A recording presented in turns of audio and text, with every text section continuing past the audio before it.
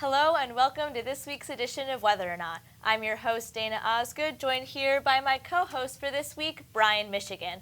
Now, Brian, it really hasn't been a great week this week weather-wise. I even had to break out my winter coat. Yeah, Dana, it certainly has been a pretty uncomfortable week weather-wise. Temperatures far below average, even snowflakes across the Commonwealth. We even picked up a couple inches of snow here in State College. However, we finally have the warm-up on the way for this weekend, and our forecaster, Stuart Dougherty, will have more on that coming up in his forecast. But Dana, what kind of nature in the news stories do you have planned for us?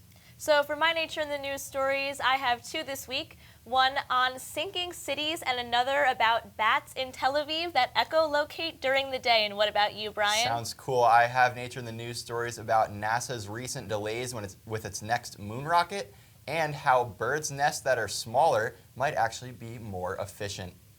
That sounds great, Brian. And with that, let's get into Nature in the News.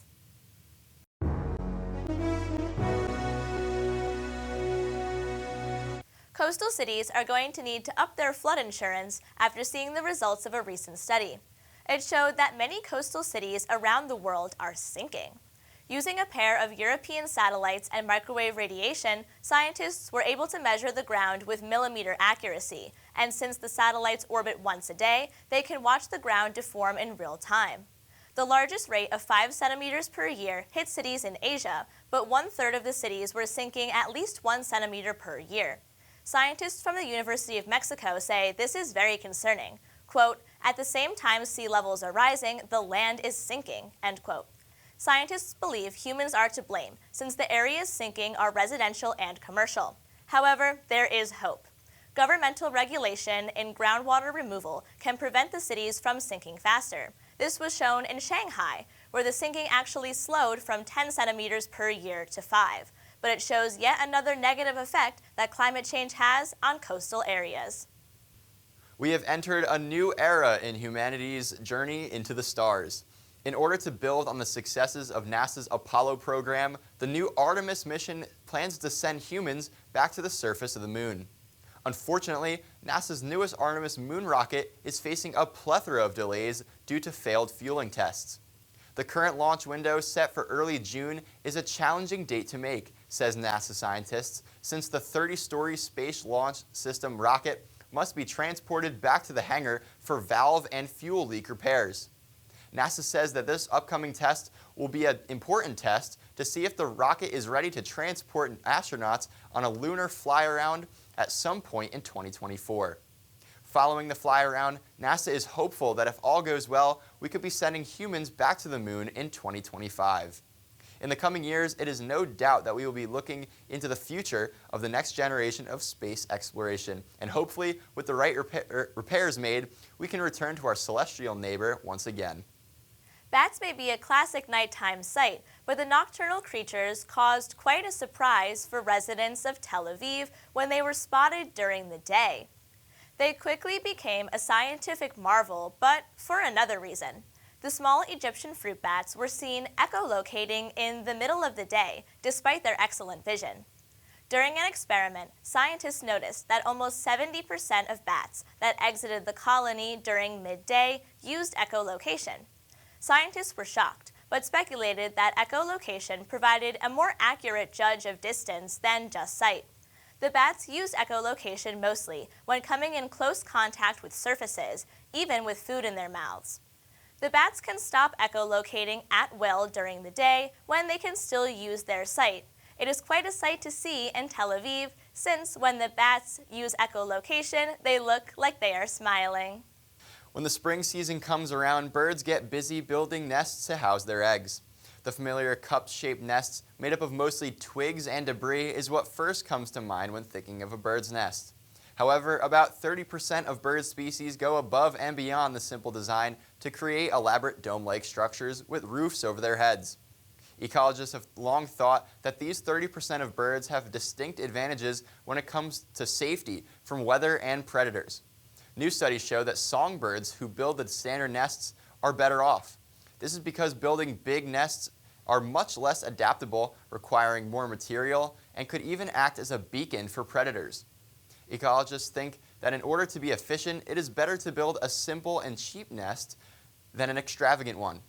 Additionally, these dome-shaped nests do not fare well in populated areas due to the lack of nesting sites. Just goes to show you that when it comes to finding a place to live, all you need is the necessities.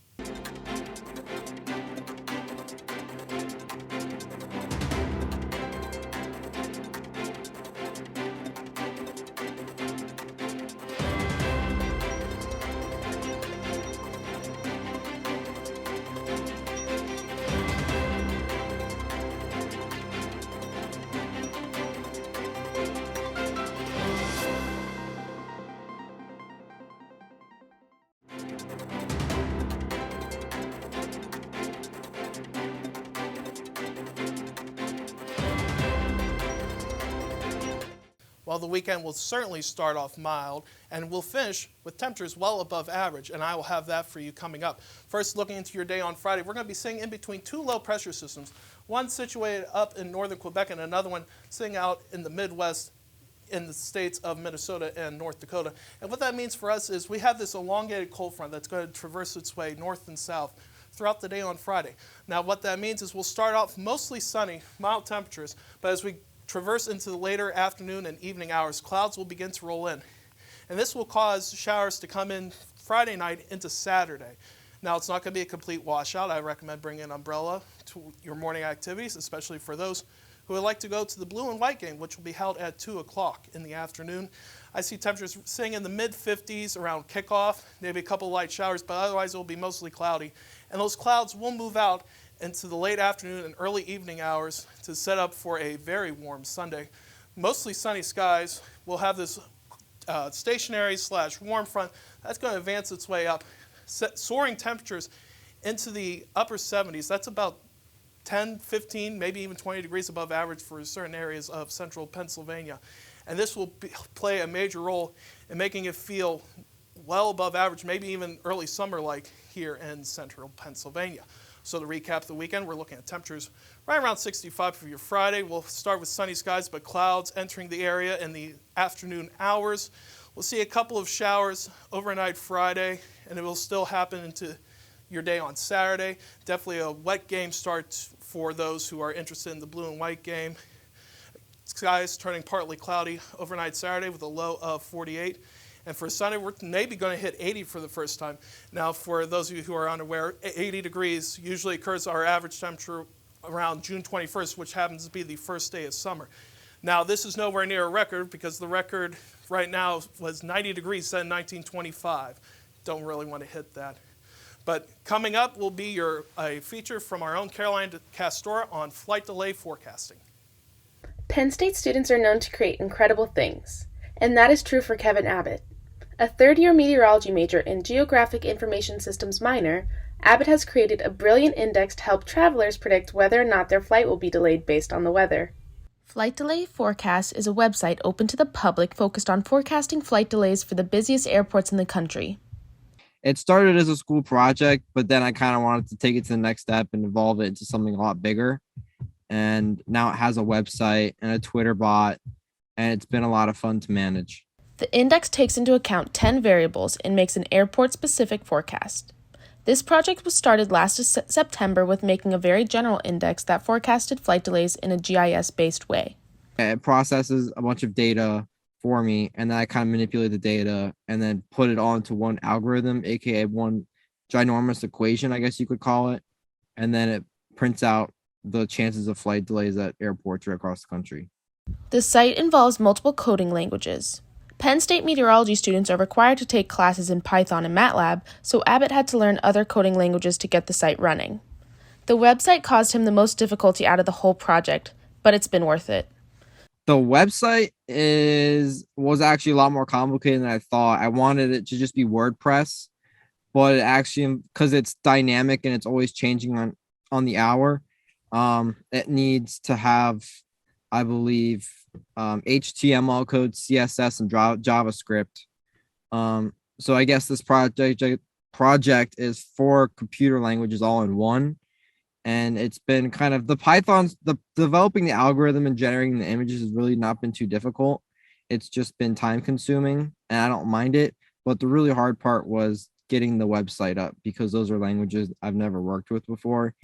After speaking with professionals, Abbott decided he wanted to make forecasts that were designed around the weather at the airport.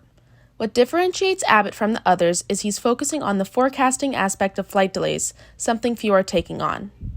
As of 2022, Abbott is the only one forecasting flight delays, while most sites only demonstrate live delays. This project itself has been evolving since its creation. I had some meetings with some people about it, and they said they liked it, but they kind of wanted it to be specific to the airport, and I couldn't really do that in GIS because there'd be too much data. So I decided to go out and make it in Python, which was pretty hard at the start, but then I kind of figured out how to do it, and it was actually really fun. And now I have a lot of fun, and it's kind of almost an addiction of trying to improve the algorithm. Because it's pretty good, but there's still a lot of areas I want to improve on it. As someone who uses the index when I travel, trust me when I tell you it makes sense that it's turning heads. After posting it on Twitter, Facebook, and LinkedIn, the index and Abbott started getting noticed. The first generation got me my internship, and then I had a meeting with the FAA about it, and they said I should go out and do this, and this with it. So then I did, and then I released it to the public. I know a lot of my dad's coworkers use it because they frequently fly. I'm sure other people use it. I don't know. But I guess it's not so much to me about people using it a lot. That's kind of what the end goal will be. But right now I'm kind of more still in the kind of designing and tweaking it. Abbott is planning on continuing to upgrade the site for the foreseeable future. It's exciting to see a fellow Penn Stater so proud and passionate about a project, and I can't wait to see where this project goes. So, the next time you plan on traveling, be sure to use the Flight Delay Forecast site at flightdelayforecast.us.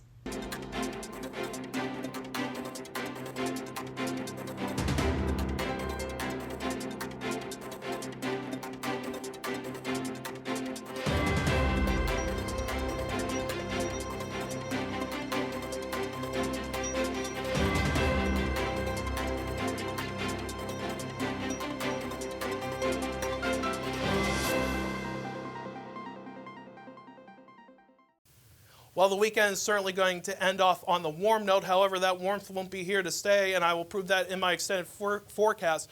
But first, to recap the weekend, starting off sunny on the day on Friday, those clouds will move in later into the afternoon. That's going to cause some showers to come in overnight Friday into the day on Saturday, just in time for the blue and white game. However, the showers will not persist, and those clouds will break off later in the afternoon and early evening hours of Saturday.